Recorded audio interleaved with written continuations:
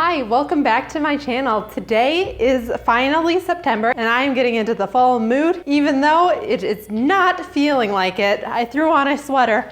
It's very warm, but we're gonna get through this. I am going to be making a pumpkin coffee cake as a dessert to have throughout the weeks. I'm gonna probably save half of it for eating and then I'm gonna freeze half of it for sometime later on down the line. For this coffee cake, the first thing you wanna do is mix together your crumble topping and then you're just gonna set that aside. So that needs sugar. Put that in a little bit before I get going. Oh, this is melted butter, by the way. And then it needs cinnamon. Oh, I love the smell of cinnamon. And then flour. I'm gonna add in some of this, mix it in, and then add the rest. You're gonna want this to be like a somewhat gritty experience. You're wanting it to hold its shape enough that it will make like little balls on top of your thing, but you don't want it to be super loose. It's really thickening up, that's a good sign. Fold it in. Whenever I think of folding it in, I always think of the Schitt's Creek episode.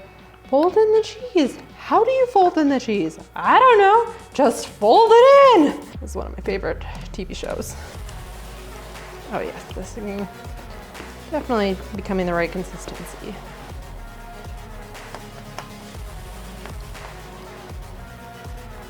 It has this kind of consistency.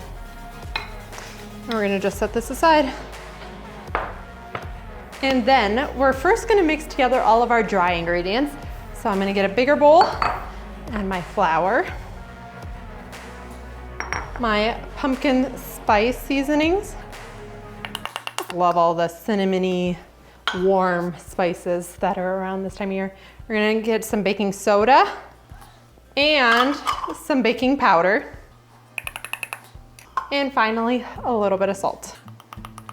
And we are gonna whisk this all together and set it aside. Okay.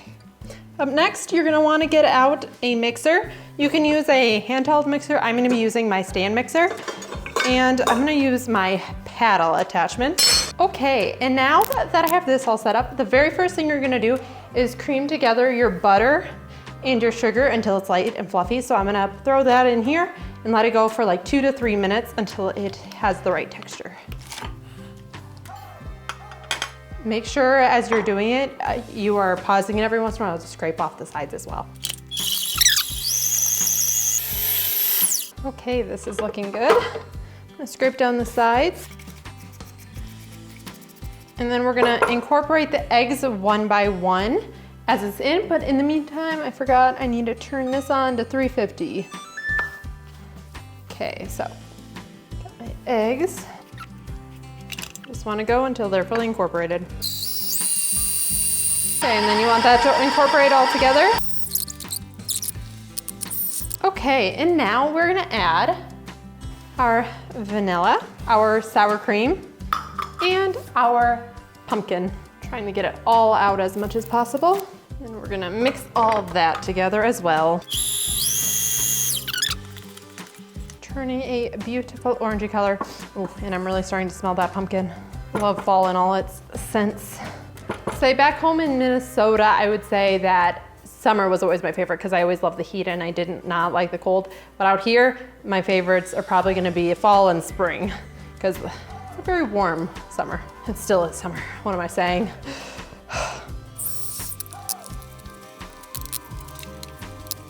Okay, and the very last thing we're gonna do is add our flour mixture and our milk in alternating. And you wanna make sure you're incorporating it all, but you don't wanna beat it too much because otherwise it can get really tough. Slowly switch in the two. Go slow so it doesn't come up with a giant puff. Okay, once that gets done, you're gonna wanna scrape down the sides, make sure that's all incorporated. It's looking good. Okay, so we're gonna take it off of our KitchenAid stand. Scrape down sides. Fabulous. Okay, and we're gonna pour it into a greased pan.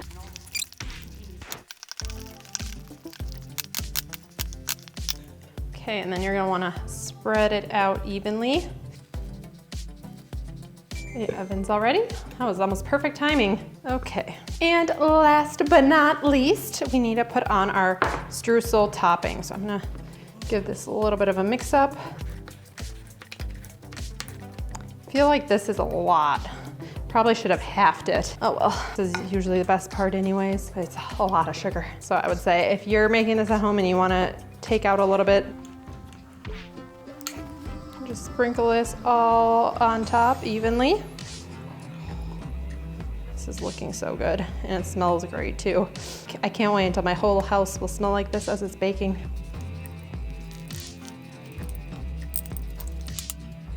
Okay, now it's time to put it in the oven. It's gonna probably need around 50 to 55 minutes. It's just gonna take a while because this is a hefty cake. So let's put it in.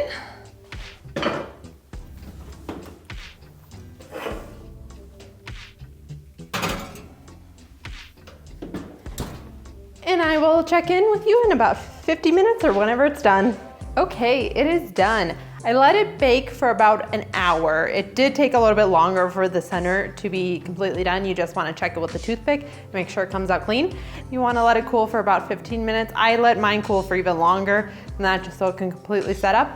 And now it is time to cut it up and give it a bite. This looks so good. It made my house smell amazing. I wish you all could smell it.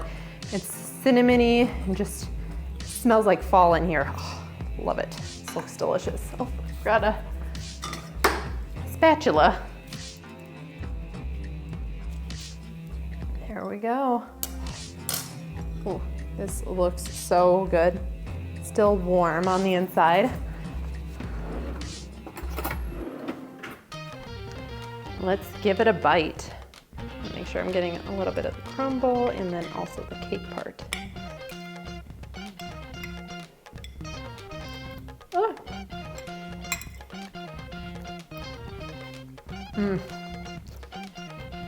Yep, this is very good. This could get you in trouble.